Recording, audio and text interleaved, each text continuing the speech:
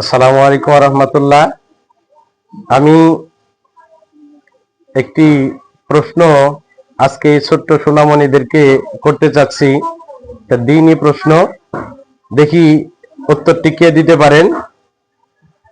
তো আমি বলতেছিলাম, হযরতে মূসা আলাইহিস সালাতু ওয়াস সালামের জামানায় সবচেয়ে জ্ঞানী ব্যক্তি কে ছিলেন? এই প্রশ্নটির উত্তর কে দিতে পারবেন? আপনি আসেন, আপনি আগে আসেন।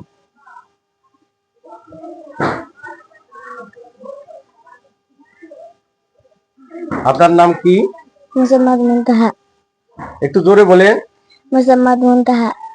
কোন শ্রেণীতে পড়েন? দ্বিতীয়। তো বলেন দেখি, মূসা আলাইহিস সালাতু ওয়াস সালামের জামানায় সবচেয়ে জ্ঞানী ব্যক্তি কে ছিলেন? হযরত খিজির আলাইহিস সালাম। ধন্যবাদ।